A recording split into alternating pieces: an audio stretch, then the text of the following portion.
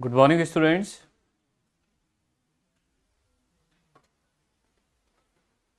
Question paper solve करने को कहा था, करके आए हैं?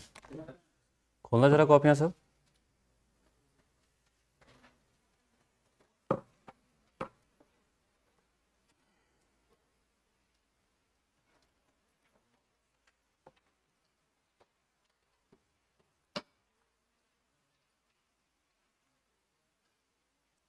पूरे हो गए? दो क्वेश्चन डाउट के, बाकी सब हो गए सबके?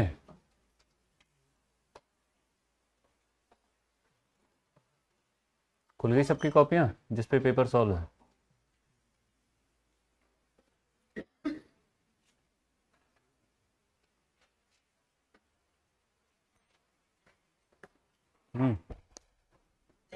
कॉपियां खुली रखे हैं? हाँ, क्यों?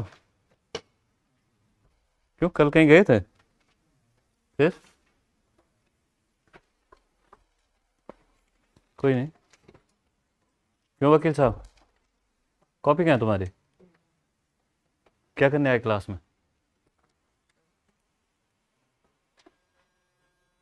ये जी, कल पेपर सॉल्व करना था, हो गया? खोलिए कॉपी, खोलिए बस। अच्छा, आगे हैं, ठीक है। चचा कहाँ है? पूरा है?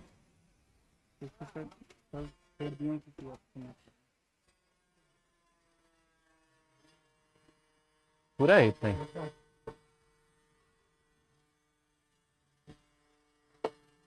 हुआ पूरा?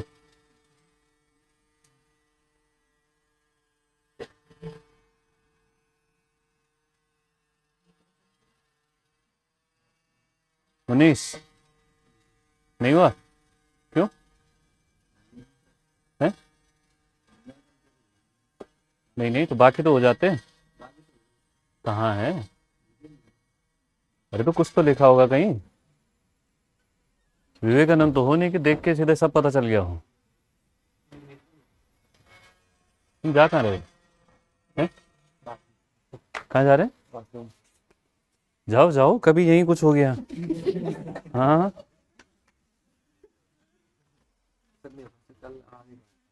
कल आए नहीं थे? क्यों, कहाँ गए थे कल?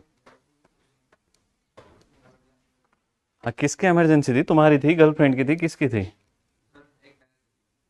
बैठ जाओ बैठ जाओ, फिर तो आगे कुछ बोलने क्यों है? अच्छा, आपके तो हुए नहीं? हो गए पूरे? इधर अगर सेटिंग हो गई हो, पेपर हुआ है? कितने?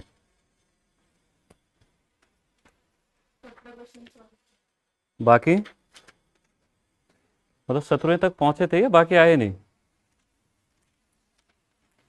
पहुंचे तुम 17 तक मतलब?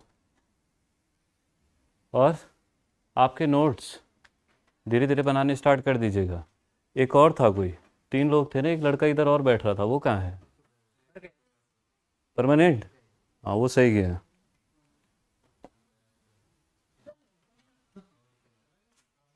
ये रामीश बेचारे को कितना दुख हो रहा है। वे लड़का था, वो लड़की नहीं थी। तो वही तो कह रहा हूँ, कौन सी गर्लफ्रेंड थी तुम्हारी कि बता के जाएगी बिल्कुल कि मैं जा रही अब? हैं? अच्छा, तुमने बुलाया था उसे? कैसा आदमी को बुलाया? वो भाग गया पहले ही?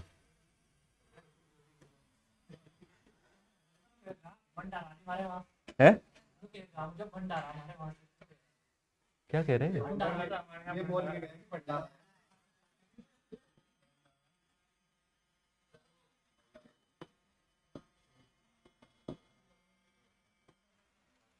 क्वेश्चंस को ध्यान से देखें।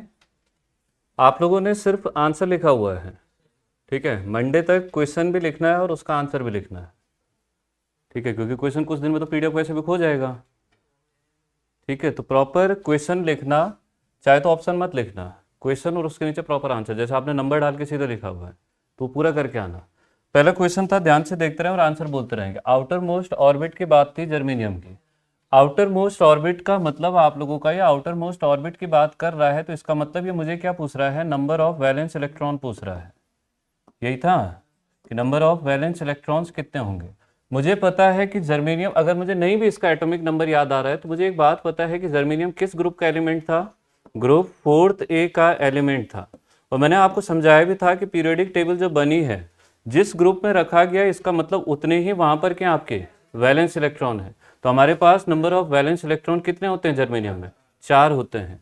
अगर मैं प्रॉपर चेक भी करता हूँ तो जर्मेनियम का एटॉमिक नंबर कितना होता है, 32 होता है। 32 को ब्रेक करूँ तो 2, 8, 18 और 4, भाई 18 और 10 28 और 4 32।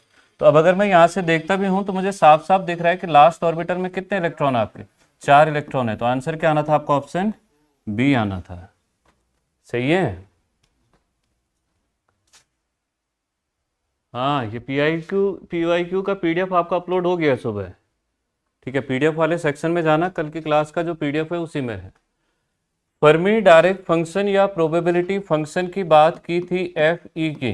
क्या रिप्रेजेंट करता था ये, किसी इलेक्ट्रॉन के एनर्जी लेवल ई पर होने की प्रोबेबिलिटी। यही था कि इस एनर्जी लेवल पर होने की प्रोबेबिलिटी को ही हमने क्या कहा था, एफ ऑफ ई कहा था। इसी तरह से मैंने 1 - एफ ई कहा था। तो ये किसकी थी आपकी, होल्स की प्रोबेबिलिटी थी या इलेक्ट्रॉन के ना होने की प्रोबेबिलिटी थी। ठीक है, होल्स की प्रोबेबिलिटी। कौन सा आंसर मार्क किया है, हमें पूछ रहा था कि ये लिख कर दिया था then 1 - f e is the probability, कि ये किसकी प्रोबेबिलिटी को दिखाएगा। तो मुझे पता है कि ये किसकी प्रोबेबिलिटी को दिखाएगा, आपका होल्स की प्रोबेबिलिटी को दिखाएगा। पहला ऑप्शन कह रहा है that a state is empty below the EF. हमें पता है कि होल्स की प्रोबेबिलिटी को अगर ये दिखाता है तो हम जानते हैं कि होल्स क्या होता है आपका, इलेक्ट्रॉन की कमी को ही हम लोग क्या कहते हैं, होल कहते हैं।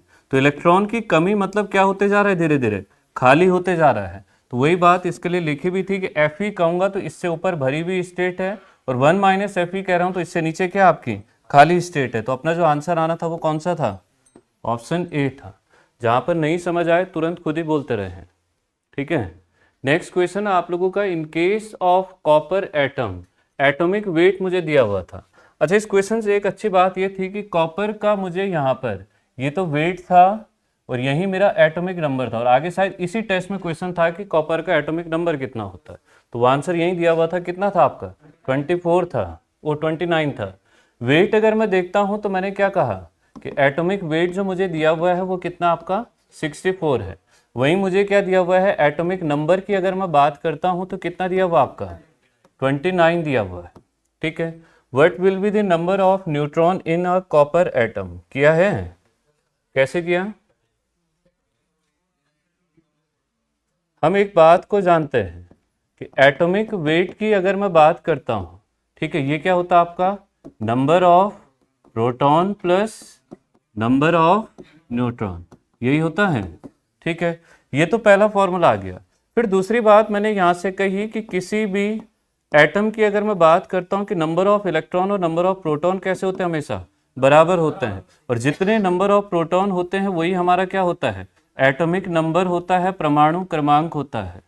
सही है। तो उस हिसाब से अब अगर मैं यहाँ देखूंगा कि ये हमारा एटॉमिक वेट था, ठीक, तो अब यहाँ पर देखता हूँ तो इसका मतलब प्रोटॉन मुझे पता है, वेट मुझे पता है, तो मैं नंबर ऑफ न्यूट्रॉन को निकाल सकता हूँ। यही तो था। तो number of neutron n is equal to weight कितना था आपका 64 माइनस प्रोटॉन कितने हैं 29, तो आंसर कितना आ रहा है 35। आपका सिंपल सा आंसर आ जाना था। तो ऑप्शन कौन सा था आपका, ए था। ठीक है, नीचे एग्जाम का नाम और ईयर लिखा हुआ है जिस एग्जाम में ये क्वेश्चन आया हुआ है। ठीक है, हाँ, वो वीडियो अपलोड हो जाएगा, वो कुछ दिक्कत था उसमें चल रहा है, वो प्रोसेसिंग में है वीडियो, वो दिखने लगेगा शाम तक। Which of the following statement is correct with reference to process of ionization, कौन सा आंसर है। आयनाइजेशन की जब मैंने बात की थी तो हमने कहा भी था, ठीक है, कि कितने टाइप का आयनाइजेशन हमने पढ़ा था, 2 टाइप का। कौन कौन सा, डोनर आयनाइजेशन और दूसरा एक्सेप्टर आयनाइजेशन, यही तो था। ठीक है, डोनर आयनाइजेशन कब होता था, जब इलेक्ट्रॉन दिया जाता था किसी को। एक्सेप्टर आयनाइजेशन कब होता था, जब इलेक्ट्रॉन लिया जाता था किसी से। यही 2 कंडीशन थी। ठीक है। इस केस में आयन आता था डोनर आयन, जिसको हमने ND से दिखाया था, और इस पर चार्ज कैसा होता था, पॉजिटिव। और हम केमिस्ट्री से जानते भी हैं कि जो इलेक्ट्रॉन देता है उस पर हमेशा कैसा चार्ज होता है, पॉजिटिव। ऐसे हमने कहा कि यहाँ एक्सेप्टर आयन आता था और इस पर चार्ज कैसा आता था, नेगेटिव। क्यों? क्योंकि इलेक्ट्रॉन को ले रहा था, एक्सेप्ट कर रहा था। इतना ठीक है। अब आता हूं क्वेश्चन पर कि कौन सा स्टेटमेंट करेक्ट बताना है मुझे। हाँ, process of ionization, valence electrons is remove from the atom, proton is added. Proton की कोई बात ही नहीं हुई थी कहीं भी, न्यूट्रॉन की भी बात नहीं हुई थी, प्रोटॉन की भी बात नहीं हुई थी। मुझे नहीं भी आंसर पता होता तो ऐसे भी दिमाग लगाता कि ना ये पढ़ा, ना ये पढ़ा, ना ये पढ़ा, तो आंसर हमारा क्या जाना था, ऑप्शन ए हमारा राइट आंसर होना था। यहीं से एक क्वेश्चन और हमें पूछता है, आयनाइजेशन एनर्जी होता है, कितना वैल्यू होता है इसका सिलिकॉन के लिए, 0.05 इलेक्ट्रॉन वोल्ट। वहीं जर्मेनियम के लिए कितना होता है, दरवाजा बंद है ये पूरा, देखना यार एक बार, बंद नहीं है ये।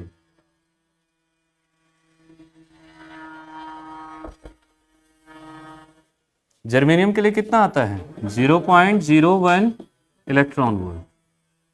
तो ठीक है, next question, the transistor connected in common base configuration. जब भी न्यूमेरिकल क्वेश्चन एग्जाम में आएगा ध्यान से पढ़ना है सबसे पहली बार, और एक एक चीज को ध्यान से देखते हुए चलना। मैंने देखा कि कॉन्फ़िगरेशन कौन सा है, कॉमन बेस है, CB है, ठीक है। अब मुझे आगे लिख रहा है कि कलेक्टर करंट का वैल्यू, तो मैंने प्रॉपर लिखा कि IC का वैल्यू कितना है, 0.95 मिली एम्पियर है। पहले उन पैरामीटर्स को लिख लेता हूं जो क्वेश्चन ने दिए हैं। आगे मुझे कह रहा है बेस करंट IB कितना दे रहा है, 0.05 मिली एम्पियर है, यही है। एंड और इसी के बाद क्या लिख रहा है, ये तो हो गया base current. Find the value of current amplification factor. तो मैंने कहा भी था आपसे कि करंट एम्पलीफिकेशन फैक्टर, ठीक है, इसी को हम लोग क्या कहते हैं, करंट गेन भी कहते हैं। अरे नहीं कहा था, ठीक। कॉमन बेस की बात चल रही है, कॉमन बेस में करंट गेन या करंट एम्पलीफिकेशन फैक्टर कौन होता है, अल्फा होता है। इसी के लिए क्वेश्चन अगर पूछूं कि इसका स्टैंडर्ड वैल्यू कितना होता है, 0.95 से लेकर कितना था, 0.99 तक था। और अगर मुझे क्वेश्चन पूछता है, UKPSC JEE का क्वेश्चन भी रहा था लास्ट टाइम, स्टैंडर्ड वैल्यू अगर लिखनी है तो ये आ जाता है 0.98। सही है, ये भी क्वेश्चन ऑलरेडी एग्जाम के आए हुए। अब हमने कहा कि ये करंट गेन होता है, तो भाई मुझे गेन सुनकर एक बात याद आती है कि अगर नई फॉर्मूला याद आ रहा है कि आउटपुट अपॉन इनपुट होता है। अगर मुझे फॉर्मूला नहीं याद आ रहा है उस स्थिति में, अब मैंने दिमाग लगाया कि कॉमन बेस है, मतलब बेस तो गया, कलेक्टर और एमीटर बचा, तो आउटपुट कहाँ से ले सकता हूँ अब, कलेक्टर से, और इनपुट फिर क्या हो जाएगा, एमीटर। तो निकल गया फॉर्मूला कि अल्फा बराबर क्या होता है आपका, IC अपॉन IE होता है। अगर फॉर्मूला याद नहीं था, और अगर याद है तो फिर तो बात ही खत्म हो गई। अब मुद्दे की बात आती है कि मुझे अल्फा निकालना है, IC तो अपने पास है पर IE नहीं है। सही है, हमने एक बेसिक फॉर्मूला पढ़ा था, IE बराबर IC प्लस IB, यही था। IB और IC ऊपर दिए हुए हैं, दोनों को फटाफट से लिखो। 0.95 दोनों मिली में है, प्लस 0.05, तो भाई कितना बन रहा है ये, 1 मिली एम्पियर आ जाएगा, यही आएगा। ये 1 मिली एम्पियर आगे उठा के यहाँ रख दो, तो उस हिसाब से अल्फा कितना आ जाएगा, जितना IC का वैल्यू है सीधे 0.95, क्योंकि नीचे तो 1 हो जाएगा। तो अपना जो आंसर आना था 0.95, मतलब आपका ऑप्शन C आना था। जिसको नहीं समझ आ रहा हो खुद ही बोलते रहना, सही है इतना। Next question, the SI derived unit of conductance. Conductance था, कंडक्टिविटी नहीं था, ठीक है, जिसको हिंदी में हम लोग क्या कहते हैं, चालकत्व कहते हैं। मैंने आपको क्लास में लिखवाया भी था और बेसिक इलेक्ट्रिसिटी में भी शायद पढ़ा है, ठीक है, कि कंडक्टेंस को प्रदर्शित करते हैं G से। रेसिप्रोकल होता है किसका, रेजिस्टेंस का। रेजिस्टेंस का यूनिट क्या होता है, ओम। तो उस हिसाब से कंडक्टेंस का क्या हो जाएगा, मोह हो जाएगा, या फिर ओम इनवर्स हो जाएगा, ठीक है। यहीं से क्या कहा हमने कि या तो ये क्या आ जाएगा, ओम इनवर्स आ जाएगा। ओम इनवर्स या मोह को ही हम लोग क्या कहते हैं, सीमेंस कहते हैं, ठीक है। तो यहां से यूनिट आ जाएगी आपकी या तो मोह ये लिखा होगा ऑप्शन में, या ओम इनवर्स और या फिर आपका सीमेंस। तो यहाँ अपने पास आंसर था सीमेंस, तो ऑप्शन ए हमारा क्या जाना है, आंसर हो जाए। ठीक है, इतना। अगला किया है किसी ने, ये हो गया था, कितना आ रहा है 3.33 या 8 किलो ओम। देखें, if the collector current changes from, मुझे कलेक्टर करंट में चेंज बताया जा रहा है तो मैंने डेल आई से लिख दिया, सही है। कितना आपका 2 से कितना हो रहा है, 3 मिली एम्पियर हो रहा है। ठीक है, आगे लिखा है कि transistor when collector ammeter voltage, मतलब VCE, यही तो होगा, कलेक्टर से एमीटर का वोल्टेज कहा है। और इसमें भी लिख रहा है कि इंक्रीज फ्रॉम, मतलब ये भी चेंज ही हो रहा है, कितने से कितना चेंज हो रहा है, 2 से 10 वोल्ट में चेंज हो रहा है। अब मुझे बताना था कि what is the output resistance. ठीक है, तो अगर मेरे पास एक वोल्टेज और या एक करंट और दिया होता तो शायद मैं दिमाग लगाता कि कौन सा इनपुट और कौन सा आउटपुट है। यहाँ उसने सिंगल क्वांटिटी दी हुई है, मतलब सीधे R बराबर V/I होना है, सही है। अब इस V/I के लिए एक बात याद रखें, और बाकी अगर इसको कॉन्सेप्चुअली भी आप समझते हैं, कॉन्फ़िगरेशन जो चल रही है वो है आप लोगों की बाय डिफॉल्ट, जिसको हम सबसे ज़्यादा यूज़ करते हैं, कॉमन एमीटर। कॉमन एमीटर के केस में जो आउटपुट लिया जाता है वो कहाँ से आता है, कलेक्टर से आता है। करंट देखी थी तो कौन सी थी, IC। वोल्टेज देखा था तो कौन सा था, VC। तो यही तो चल रहा है, ये आउटपुट था, तो उस हिसाब से रेजिस्टेंस लिखूंगा तो V/I होता है, तो आउटपुट का वोल्टेज डिवाइड बाय आउटपुट का करंट। यहाँ चेंज की टर्म्स में है तो change in output voltage divide by change in output current. Voltage में चेंज कितना आ रहा है, 10 हुआ है, कहाँ से, 2 से। करंट में चेंज कितना है, 3 हुई है, कहाँ से, 2 से। तो ये सिंपल कितना आ जाएगा, मिली में था तो रेजिस्टेंस किलो में चले जाएगा, हाँ ठीक है, ये आ जाएगा आपका 8/8, तो सिंपल हो गया ये तो। ठीक है, ये कितना आ जाएगा आपका 8 किलो ओम। तो 8 किलो ओम आएगा भाई, 3.3 नहीं आएगा, ऑप्शन डी आ जाएगा आंसर आपका, सही है। Change in output voltage with divide by change in output current. बढ़ू, अबे V/I तो करना है। अगला, which one of the following is a common application of crystal diode. Diode को बनाने का मेन एप्लीकेशन क्या था, रेक्टिफिकेशन था। पहले ही चैप्टर में ये बात चिल्ला चिल्ला के लिखाई थी। ठीक है, अगर बात करता हूँ एम्पलीफायर, तो ये किसका एप्लीकेशन था, ट्रांजिस्टर का था या BJT का था। ठीक है, ये था ट्रांजिस्टर का, ये है आपका डायोड का। ठीक है, बाकी इनकी बात आगे। अच्छा, वोल्टेज रेगुलेटर किसका था, जीनर डायोड का था। ठीक है, तो ये एप्लीकेशन था आपका जीनर डायोड का। ऑसिलेटर की बात करता हूं तो ये किसका था, फ्रीक्वेंसी जनरेट कराने के लिए ऑसिलेटर का यूज हुआ था। ठीक है, ये सर्किट जो बनता है ये बनता आपका ट्रांजिस्टर के साथ पॉजिटिव फीडबैक लगाने पर, वो आगे पढ़ेंगे।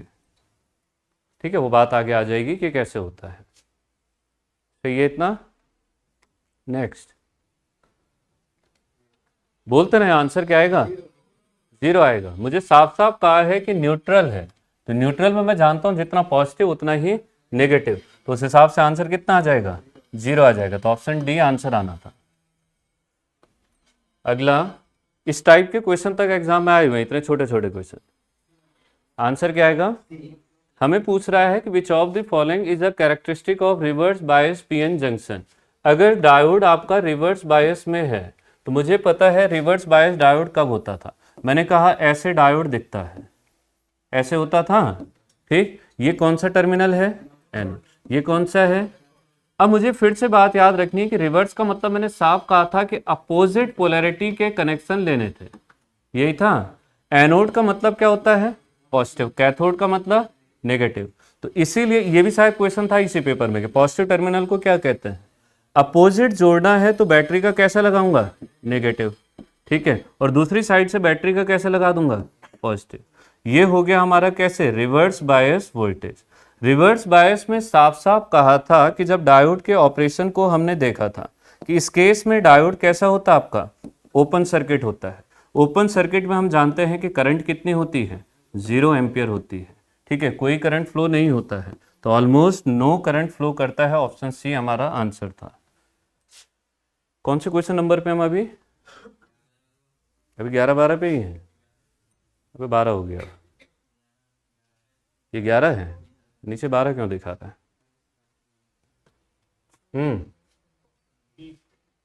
कौन सा आ रहा है? हो गया था।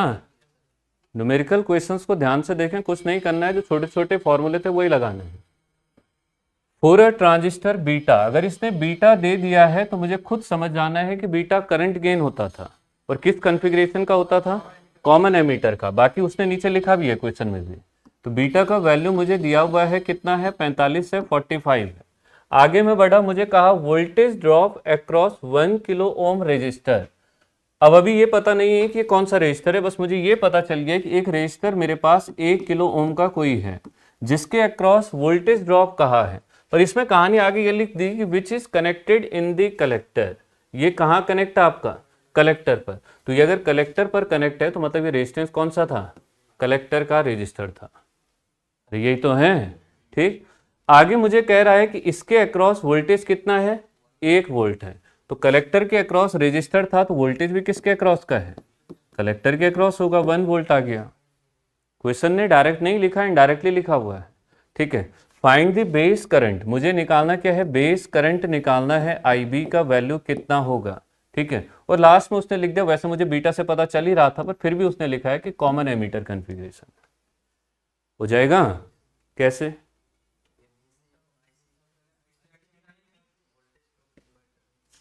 भाई हमें पता है कि मुझे निकालना क्या है, बेस करंट। हमने एक फॉर्मूला पढ़ा था कि IC बराबर क्या होता आपका, बीटा इंटू IB, यही था। तो यहाँ से अगर मैं IB को देखता हूँ, मुझे समझ आता है कि सिंपल कितना आ जाएगा, IC अपॉन बीटा। अब बीटा तो है पर IC नहीं है, सही है। I बराबर क्या होता है, V अपॉन R। अगर मैं कलेक्टर की करंट निकाल रहा हूँ, ठीक है, तो कलेक्टर का वोल्टेज डिवाइड बाय कलेक्टर का रेजिस्टेंस होगा।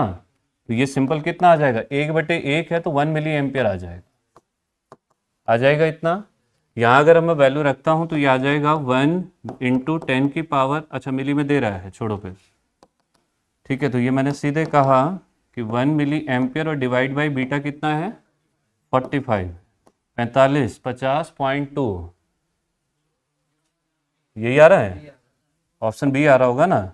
तो यहाँ से हमारा जो बेस करंट आ रही है वो आ जाएगी आपकी 0.022 मिली एम्पियर। तो ये अपना आंसर होना था, तो उस हिसाब से आंसर कौन सा आ गया, ऑप्शन बी आ गया, हो जाएगा। अरे सही है।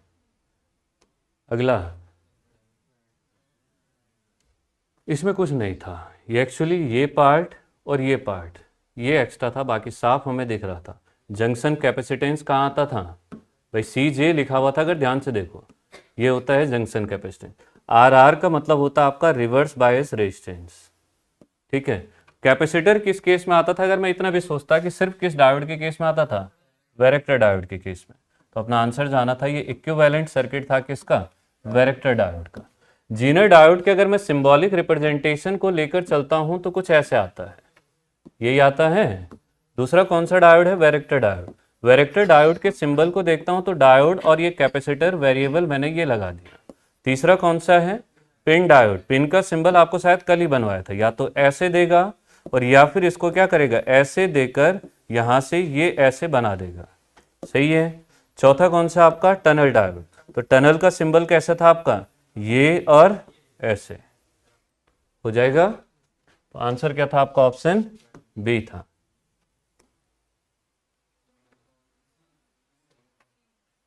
इसमें कुछ नहीं करना था, इसमें साफ दिख रहा है कि सिलिकॉन और बोरोन को अगर मैं जोड़ता हूं, बोरोन कौन सा होता आपका, ट्राईवैलेंट होता है। तो हमें पता है कि सिलिकॉन के साथ अगर मैं इंट्रिंसिक सेमीकंडक्टर के साथ ट्राईवैलेंट इंप्योरिटी को मिलाता हूं, 3 संयोजकता वाले तत्व को मिलाता हूं, तो कौन सा टाइप का सेमीकंडक्टर बनता था, पी टाइप सेमीकंडक्टर बनता था। ओवरऑल जो बात थी, रहता तो सेमीकंडक्टर ही है, अरे नहीं था। तो हमारा जो आंसर आना था वो सिंपल क्या था, सेमीकंडक्टर था। तो ऑप्शन सी अपना आंसर था। तो ये आपका पहले ही क्वेश्चन आ चुका था है, ये कहाँ से पहुंचा है? अरे ये फंस गया शायद फिर।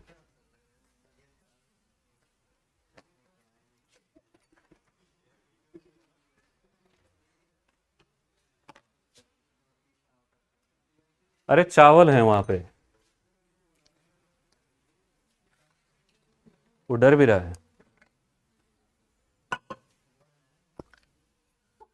हाँ उसने भी सोचा वकील साहब तो पढ़ ना रहे।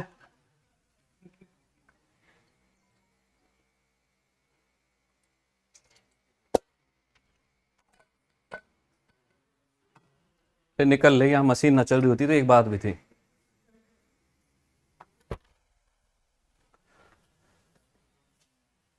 कॉपर का परमाणु क्रमांक मुझे बताना है, एटॉमिक नंबर मुझे बताना है, तो कितना होता आपका?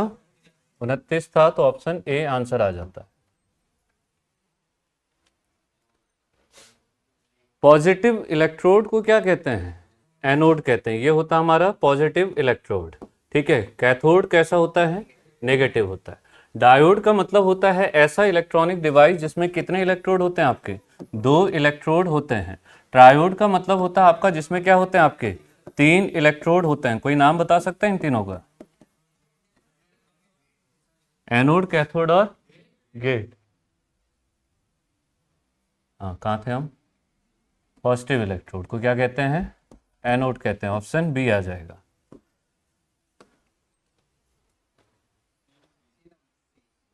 विच of the following statement about MOS transistor is incorrect? MOS transistor के लिए कौन सा स्टेटमेंट इनकरेक्ट बताना है मुझे, गलत वाला बताना है।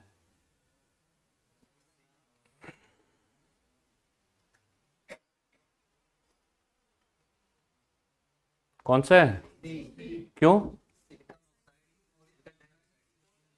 हम लोग जो यहाँ पर यूज करते हैं वो हाईली डोप्ड Si3N4 नहीं करते हैं, बल्कि क्या करते हैं?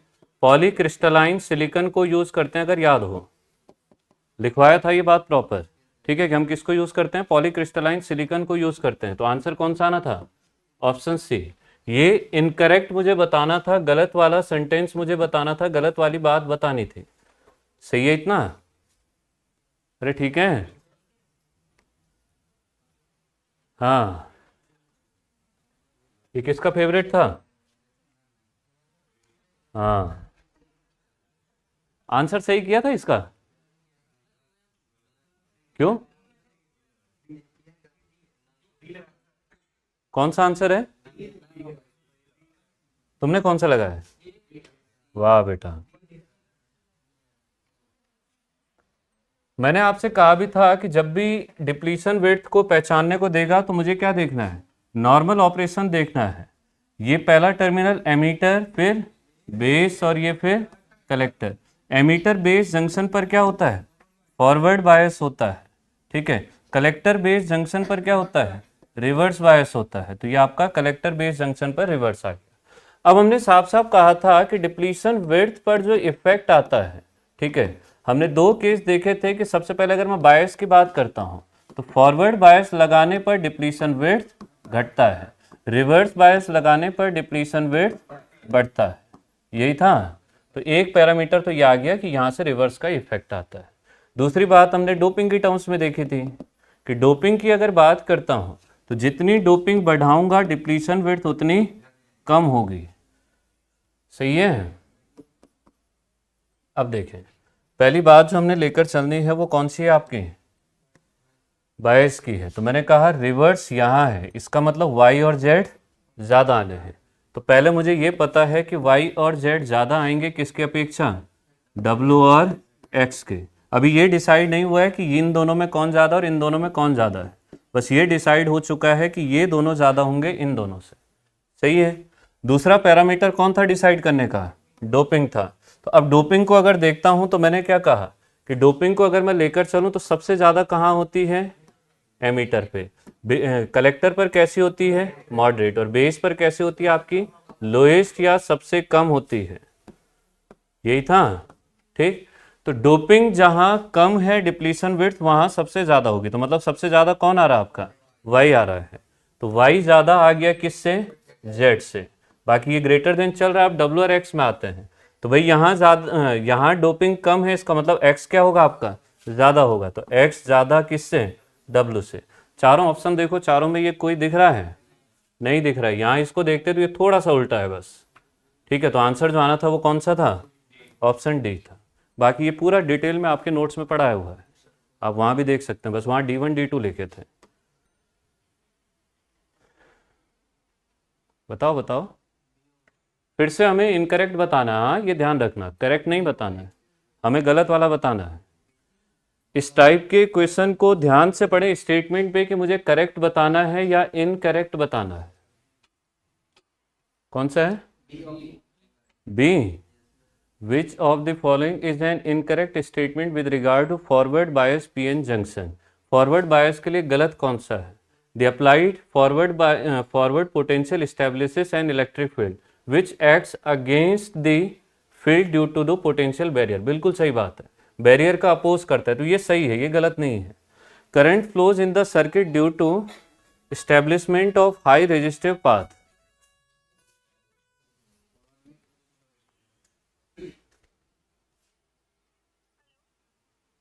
हेलो,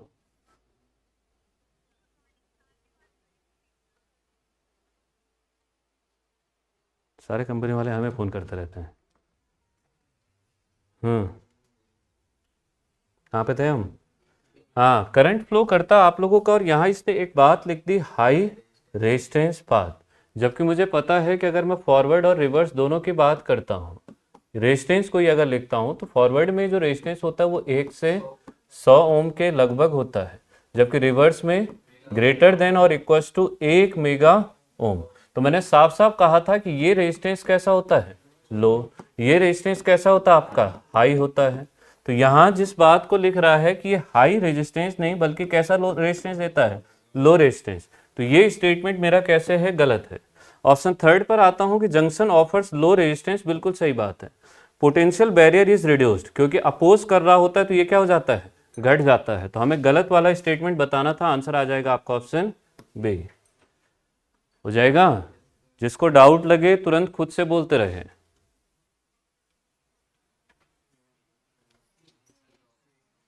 कंडक्टिविटी सिग्मा बराबर क्या होता है आपका, 1/रो होता है, रेजिस्टिविटी का रेसिप्रोकल होता है। हमें वहीं ये भी पता है कि R बराबर रो इंटू L/A होता है। तो भाई यहाँ से अगर रो को देखूंगा तो क्या आ जाएगा, R इंटू A/L। तो ये यहाँ से यूनिट को देखूंगा तो ओम मीटर स्क्वायर, और इसकी यूनिट देखूंगा तो मीटर। डिवाइड करूंगा, मीटर से मीटर गया, तो रेजिस्टिविटी के लिए जो यूनिट आता है वो क्या होता है, ओम मीटर होता है। इतना ठीक है। इसी बात को अगर और आगे लेकर चलता हूं, तो फिर मैंने कहा कि अगर यहाँ देखूंगा तो 1/ओम मीटर यही आएगा। तो इसको मैं ये कह सकता हूं कि ओम इनवर्स मीटर इनवर्स, या मैं कह सकता हूं कि मोहों पर मीटर, और मोहों को ये क्या कहते हैं, सीमेंस कहते हैं, तो सीमेंस पर मीटर। तो हमारा जो आंसर आना था दैट इज ऑप्शन सी आना था। ठीक है, करेक्ट आंसर ऑप्शन सी। ये क्वेश्चन हुआ गूगल से देख के हुआ या खुद से हुआ, कितना आ रहा है, 850 आ रहा है। हाँ 850 को ही 850 कहते हैं, तो ज्ञानी एक से एक है। The value of series resistor to be connected in series to limit the current through LED. ठीक है, ध्यान से सुनना कि एलईडी के साथ, अब मैंने एलईडी बनाया कि एलईडी कैसा होता था, तो ऐसे तो दिखता था एलईडी कुछ, अरे होता था। इसमें करंट को लिमिट करने के लिए, मतलब इससे पहले एक रेजिस्टर लगाया है, और वो कैसा लगा है, सीरीज में लगा है। ठीक है, कनेक्टेड रेजिस्टेंस, ये मैंने कहा कि सीरीज रेजिस्टेंस RS मैंने कह दिया। करंट थ्रू दी एलईडी, यहां से जो करंट पास हो रहा है वो कितना आपका 10 मिली एम्पियर का है। ठीक है, assuming a forward voltage of 1.5 volt, यही है। ठीक, connected to a supply of 10 volt. तो यहां से आपका कुछ इस तरह से ये सप्लाई कनेक्टेड है 10 वोल्ट, सही है।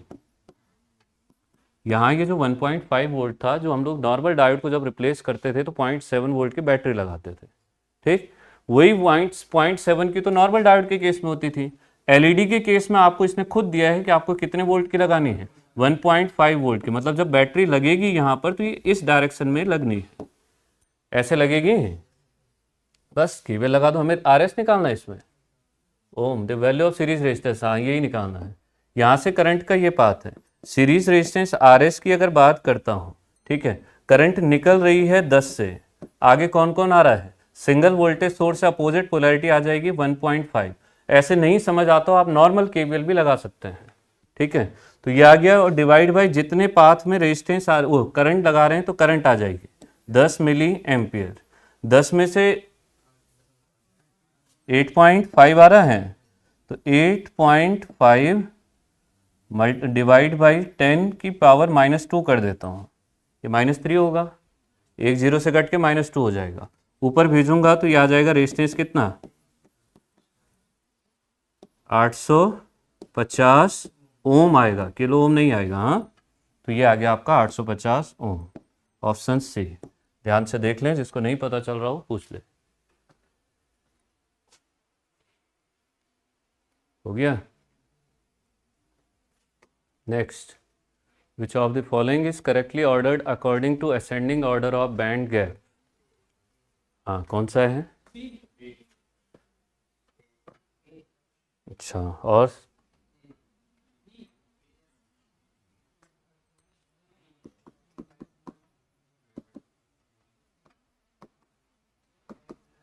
सिलिकॉन की अगर बात करता हूँ, एनर्जी गैप कितना होता है आपका, 1.1 इलेक्ट्रॉन वोल्ट। जर्मेनियम का कितना होता है, 0.72 इलेक्ट्रॉन वोल्ट। गैलियम आर्सेनाइड का कितना होता है 1.4 इलेक्ट्रॉन वोल्ट होता है। अब कौन बच रहा है, डायमंड का कितना होता है, तो तुम आंसर तो दे रहे हो, हवा में दे रहे हो, कितना होता है,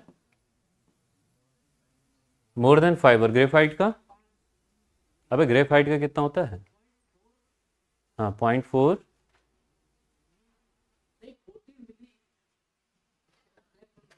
और इसका डायमंड का,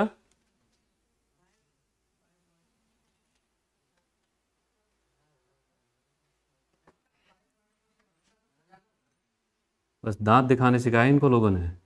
ये सही कह रहा हो, लगभग 5 इलेक्ट्रॉन वोल्ट आता है, और ये लगभग कितना आता है आपका 40 मिली या 40 इंटू 10 की पावर -3 इलेक्ट्रॉन वोल्ट आता है, जो अप्रॉक्सीमेट वैल्यू है। इसीलिए एग्जैक्ट नहीं लिख रहा हूँ, अप्रॉक्सीमेट लगा के लिख रहा हूँ। तो यहाँ साफ साफ दिख रहा है हमें किस किस मटेरियल के लिए लेके चलना था, सिलिकॉन, ग्रेफाइट और डायमंड, चारों ऑप्शन में यही है ना। तो सिलिकॉन, डायमंड और ग्रेफाइट। तो सबसे कम जो है वो किसका है, जी 10 की पावर -3 है, ग्रेफाइट का है सबसे कम। सबसे कम जो होगा वो ग्रेफाइट का, इससे ज़्यादा किसका है, सिलिकॉन का, और सबसे ज़्यादा किसका है, डायमंड का। तो ये सीक्वेंस आना है हमें, लिखना किस में, असेंडिंग है डिसेंडिंग, असेंडिंग ही है, ठीक है। तो क्या आ जाएगा, सबसे पहला ग्रेफाइट, फिर सिलिकॉन और फिर डायमंड, ये है आंसर, ऑप्शन बी, ठीक है। बाकी मटेरियल आपको पता है, डायमंड और ग्रेफाइट को बस लिख लें, बाकी चार्ट बनाया हुआ है। बढ़ूं, टाइम कितना हुआ है, 43। क्वेश्चन नंबर कौन सा है, धीरे चल रहे हैं हम अभी।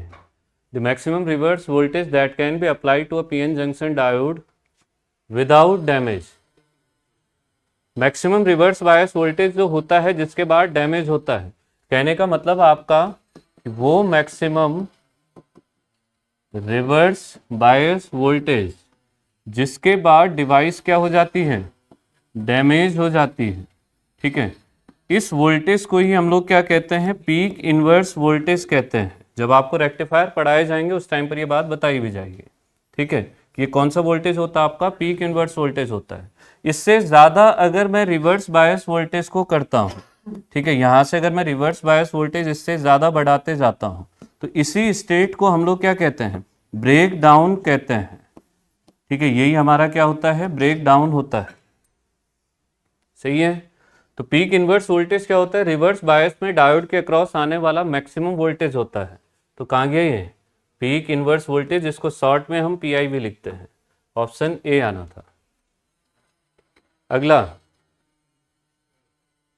तो ये आपने बेसिक इलेक्ट्रिसिटी में पढ़ा हुआ है। हम लोग अगर किस किस की बात करें, slope of the graphical representation of Ohm's law represent, यहाँ V होता है, यहाँ क्या होता है, I होता है, इसके रिस्पेक्टिवली कौन चल रहा होता है आपका, रेजिस्टेंस आता है।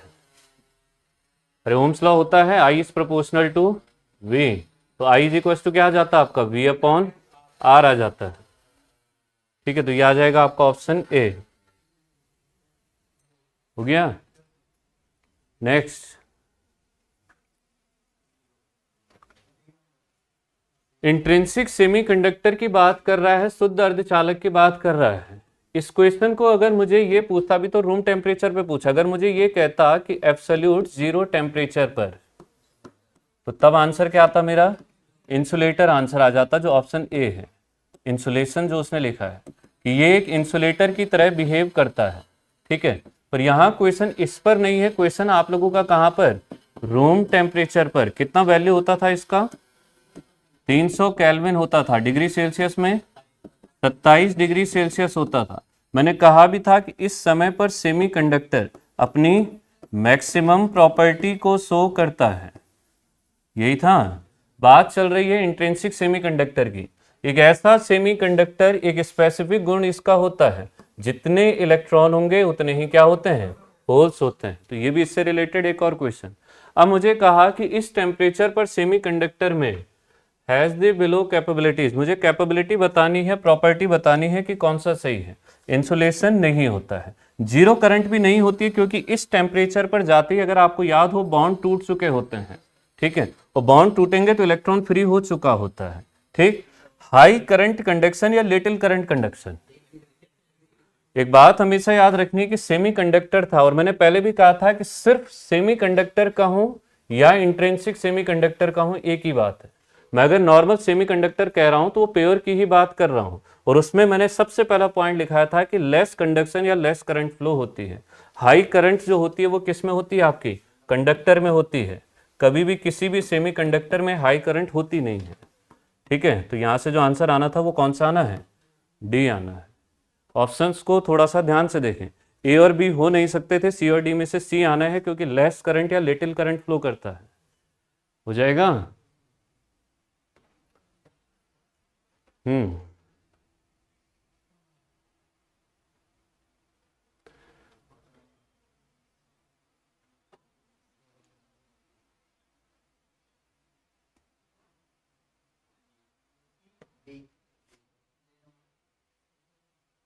भी मतलब बॉय, सबसे पहले बात तो आपकी कि कौन सा एडवांटेज नहीं है। ठीक है, यहां आपका क्या कहा, हॉट कैरियर डायोड।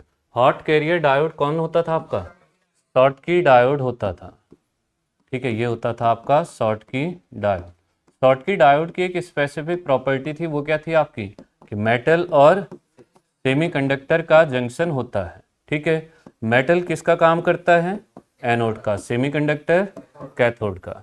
मेटल में कौन कौन यूज होता था, प्लेटिनम यूज होता था, क्रोमियम यूज होता था, और मॉलिब्डेनम यूज होता था। ठीक है, ऐसे ही सेमीकंडक्टर में एन टाइप सेमीकंडक्टर यूज होता था। यहां पर अगर मैं बात करूं तो चार्ज कैरियर कितने होते थे, एक होता था। चार्ज कैरियर क्या होता था, सिंगल। कौन होता था, इलेक्ट्रॉन। और इसी के लिए इसको क्या कहते हैं, यूनिपोलर डिवाइस भी कहते हैं।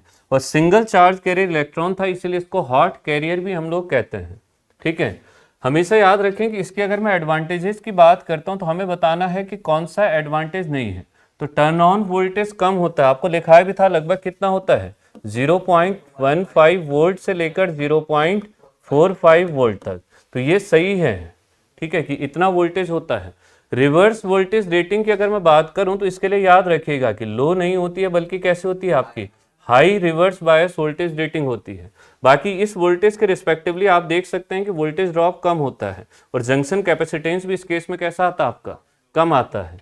तो यहां आपको नॉट वाला बताना था, गलत वाला बताना था, तो ऑप्शन कौन है आपका, बी है, कि ये इसका एडवांटेज नहीं है। ठीक है,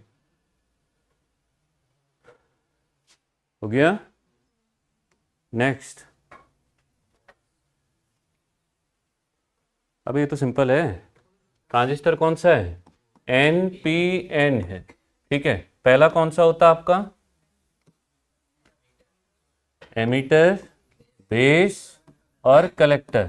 ठीक है, तो पहले मेजॉरिटी लिखता हूँ तीनों के। हाँ, यहाँ कौन आएगा? इलेक्ट्रॉन। यहाँ कौन आएगा? होल्स। और यहाँ कौन आएगा? Electron.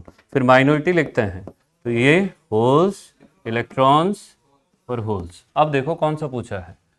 Which of the following is not बताना है। हाँ, इस बात पर ध्यान रखें कि not minority carrier of NPN transistor at base region. तो बेस में होता कौन है वैसे? अरे इलेक्ट्रॉन होता है माइनॉरिटी। मुझे बताना है कि नहीं होगा donor ion, free electron, holes या एक्सेप्टर आयन। ये दोनों की अगर मैं बात करता हूं तो ये इमोबाइल आयंस होते हैं, तो ये तो काउंटिंग से बाहर रहते हैं। आंसर इन दोनों में से एक आना है। तो इसे अगर देखो ये होता है, मुझे बताना था कौन नहीं होता है, तो नहीं कौन होता है? होल्स नहीं होता है। बात समझ आई? क्वेश्चन की लैंग्वेज को थोड़ा सा ध्यान से देखें। अगला,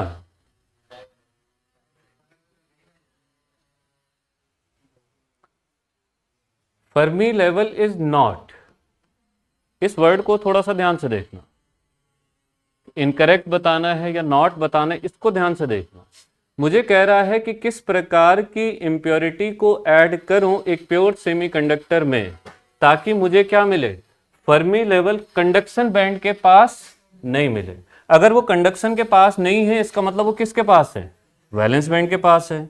मैं यहां लेकर चलता हूं, ये प्रोबेबिलिटी फंक्शन था, ये एनर्जी ई था। अपर एनर्जी लेवल कौन सा होता है? कंडक्शन बैंड एनर्जी लेवल होता है। लोअर कौन सा होता है? वैलेंस बैंड एनर्जी लेवल होता है। इन दोनों के बीच के गैप को क्या कहते हैं? वो एनर्जी गैप या फॉरबिडन एनर्जी गैप कहते हैं।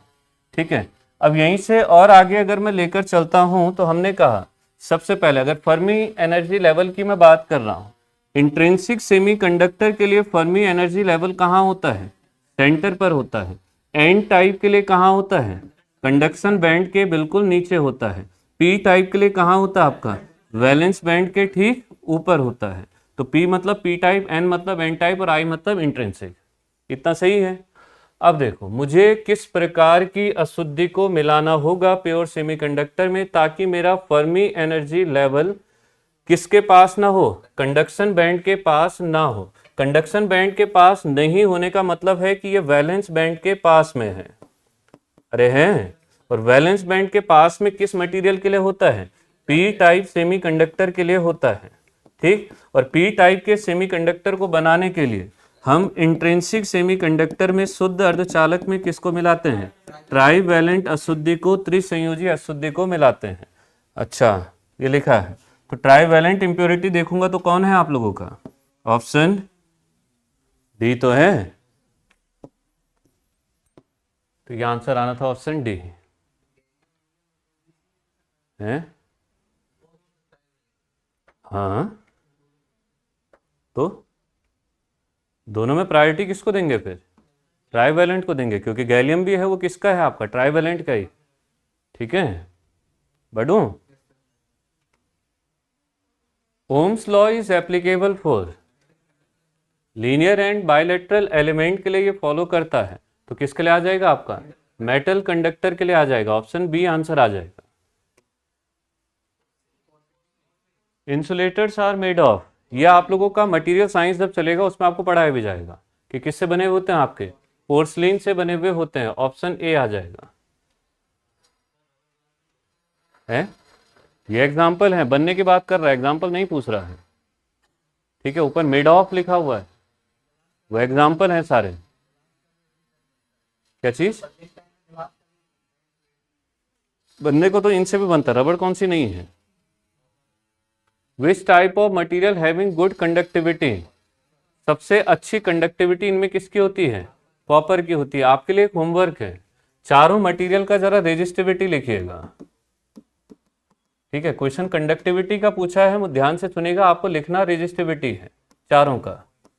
ठीक है, अगर मुझे अच्छी कंडक्टिविटी की बात कर रहा है इसका मतलब रेजिस्टिविटी कैसी होगी इसकी? सबसे कम होगी। ठीक है, तो वैल्यू जो आएगी वो सबसे कम आएगी इसके लिए रेजिस्टिविटी का।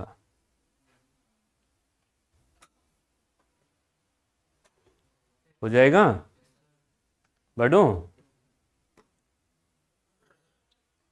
डार्क करंट ही आपको परसों ही कहा था कि डार्क करंट जो होता है आप लोगों का, ये किस डायोड में पढ़ा था हमने? फोटो डायोड में पढ़ा था, अगर याद हो। अरे पढ़ा था। और फोटो डायोड में ये जो करंट फ्लो करता है वो कब करता है आपका? ऑफ स्टेट में फ्लो करता है। ठीक है, और ऑफ स्टेट में जो करंट फ्लो करता है उसको डार्क करंट कहिए, या फिर इसी को हमने क्या कहा था? लीकेज करंट भी कहा था, जिसकी वैल्यू हमने कहा भी था कि नैनो एम्पियर से किस कहाँ तक होती है? माइक्रो एम्पियर रेंज में होती है। तो आपका जो आंसर आना था that is micro ampere, option D. सही है। नेक्स्ट, फॉरबिडन एनर्जी गैप अभी थोड़ी देर पहले भी बताया था, किस किस के बीच होता है आपका? ऊपर होता आपका कंडक्शन बैंड, नीचे होता आपका वैलेंस बैंड। तो इन दोनों के बीच के गैप को ही हम लोग क्या कहते हैं? फॉरबिडन एनर्जी गैप कहते हैं। तो यह आ जाएगा वैलेंस और कंडक्शन बैंड के बीच के गैप को। ऑप्शन बी हमारा क्या आ जाएगा? राइट आंसर आ जाएगा, हो जाएगा। सबसे कम किसके लिए होता है? वह मेटल के लिए होता है, 0 होता है। जर्मेनियम के लिए कितना होता है? वेरी गुड, 0.79 होता है। 78 होता है। 0.78 होता है किस टेम्परेचर पे? 0 केल्विन पे। और अगर 300 पे देखूंगा तो 0.72 होता है। कौन सा आ रहा है? डी। ये सबका? क्यों विकास जी, क्यों? वैसे टाइम कम था, कहाँ जा रहे थे? फ्लाइट उड़ रही थी क्या? हैं? हाँ वही तो, टाइम का अभाव है इसके पास। क्या पार्टी के प्रचार में लगे हो क्या आजकल? Silicon diode has a change in voltage drop. Diode किससे बना हुआ है? पहले सिलिकॉन से। वोल्टेज में चेंज कितना दिया हुआ है? 1.2 वोल्ट का चेंज दिया हुआ है प्रॉपर। हाँ, चेंज इन करंट का है तो मैंने डेल्टा आई कहा। ये कितना दिया हुआ है? 100 मिली एम्पियर है। इतना ठीक है। आगे कह रहा आपका it has reverse current of, कि मुझे रिवर्स करंट दी हुई है कितने? 1 माइक्रो एम्पियर। ठीक है। फिर आगे दिया हुआ है कि रिवर्स वोल्टेज है कितना? 10 वोल्ट का। मुझे निकालना है स्टैटिक और डायनेमिक रेजिस्टेंस। ये निकालना है। देखें, स्टैटिक का मतलब क्या होता है? फिक्स होता है। ठीक है, तो स्टैटिक रेजिस्टेंस मतलब जो फिक्स रेजिस्टेंस होगा। और फिक्स रेजिस्टेंस कौन सा रेजिस्टेंस होता है? डीसी रेजिस्टेंस होता है। जब हमारा वोल्टेज भी डीसी और करंट भी कैसे होगा? डीसी होगा। इन दोनों के केस में देखो, ये चेंज हो रहा था, ये चेंज हो रहा था, तो मतलब फिक्स नहीं था। ठीक। इन दोनों को देखो तो करंट भी फिक्स है और वोल्टेज भी कैसा है आपका? फिक्स है। इसका मतलब जब मैं स्टैटिक रेजिस्टेंस निकालूंगा तो ये आ जाएगा आपका 10/1 माइक्रो। ठीक है, तो माइक्रो का मतलब क्या होता है? 10⁻⁻6 होता है। ऊपर जाकर प्लस का 6 हो जाएगा तो ये आ जाएगा 10 मेगा ओम। मेगा कहते हैं इसको। हाँ, ठीक है। स्मॉल एम लिखा है तो मिली होता है, कैपिटल एम लिखा हुआ है तो आपका मेगा होता है। 1 मिनट।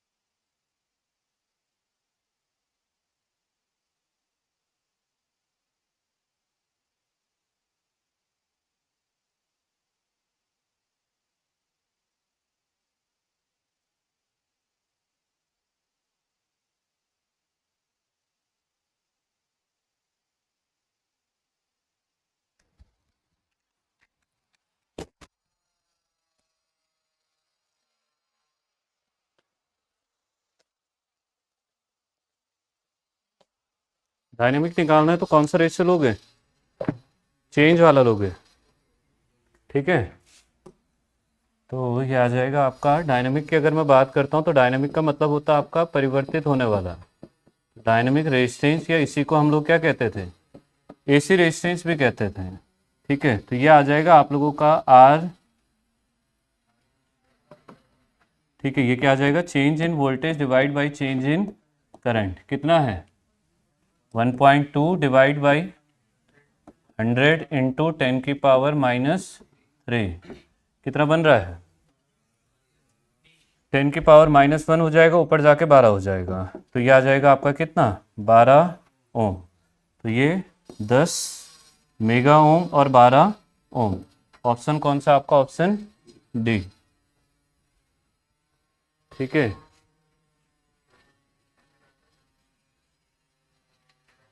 चलिए नेक्स्ट आपका diffusion capacitance is present in. Diffusion capacitance की बात की तो किस बायस में होता आपका? जंक्शन कैपेसिटेंस को जब हमने देखा था तो कैपेसिटेंस हमने साफ कहे थे कितने टाइप के होते हैं? 2 टाइप के। एक होता आपका फॉरवर्ड और दूसरा होता आपका reverse bias capacitance. Forward bias capacitance को ये और क्या कहते हैं? डिफ्यूजन कैपेसिटेंस, या फिर इसी को क्या कहते हैं? स्टोरेज चार्ज कैपेसिटेंस भी कहते हैं। इसी को क्या कहते हैं? रिवर्स को डिप्लीशन कैपेसिटेंस, या फिर ट्रांजिशन कैपेसिटेंस, या फिर स्पेस चार्ज कैपेसिटेंस। फॉर्मूले की अगर बात करता हूं तो C D is equal to क्या था आपका? हाँ, टॉप ऑन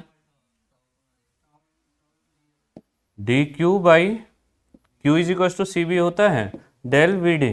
तो यहां से सिंपल क्या आता है आपका? Tau into I D upon eta into V T. यहाँ हमने साफ कहा था डिप्लीशन या transition capacitance C T is equal to epsilon A upon W. W क्या थी? डिप्लीशन वेट थे। फॉरवर्ड बायस कैपेसिटेंस जो होता है आप लोगों का, वो किस रेंज में होता है आपका? लगभग 100 पिको फैरड के होता है, ठीक है। जबकि रिवर्स की अगर बात करता हूं तो ये कितना था? 3 से लेकर 5 पिको फैरड तक होता है। मुझे पूछा था डिफ्यूजन, डिफ्यूजन किस में होता है? फॉरवर्ड में होता है, ठीक है। और कहाँ से कहाँ तक होता है आपका? 100 पिको फैरड के लगभग होता है। तो आंसर जो आना था वो कौन सा आपका? ऑप्शन बी है। Next, for N channel F E T, कि एन चैनल है तो मैंने साफ कहा था कि एन फॉर नेगेटिव, तो इनपुट वोल्टेज भी कैसे होगा आपका? नेगेटिव नहीं होगा। हाँ, क्योंकि नीचे क्या लिखा है? एनहांसमेंट मोड लिखा है। हमने 2 चीजें पढ़ी थी, डिप्लीशन मोड और एनहांसमेंट मोड, ठीक है। तो यहाँ से अगर मैं बात करता हूँ, मैंने कहा भी था कि अगर VGS मेरा लेस देन 0 वोल्ट मतलब नेगेटिव है, पहला केस। दूसरा केस था कि VGS मेरा ग्रेटर देन 0 वोल्ट, जिसको हमने क्या कहा था? पॉजिटिव वोल्टेज हम कहते हैं। तो इसको अगर मैं देखूं तो मैंने साफ कहा कि VGS अगर नेगेटिव है तो ये कौन सा मोड था आपका? डिप्लीशन मोड था, ठीक है। वहीं VGS अगर पॉजिटिव है तो ये कौन सा मोड होता है आपका? एनहांसमेंट मोड होता है, सही है। तो आपका कंडक्टेंस ओनली फॉर्म, तो positive gate to source voltage, option A था। हो गया?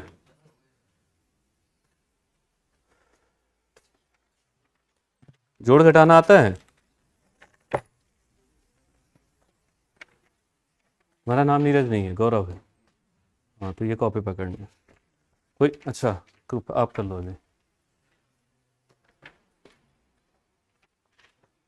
किसी के पास अपनी कॉपी आए तो वो बोलना। हाँ, 1 मिनट। इन भाई कोई आंसर मार्क मत करना, हाँ? कभी तुम्हारी प्यार मोहब्बत जाग जाए। चलो भाई, ऑनलाइन वालों की छुट्टी, सब्जेक्ट खत्म हो चुका आपका। रिवाइज करते रहें, कोई डाउट रहेगा तो कोई भी लाइव क्लास चलती रहेगी, उसमें पूछते रहना, ठीक है। 17 क्वेश्चन सही है। अच्छा, चलो फिर आज के लिए धन्यवाद।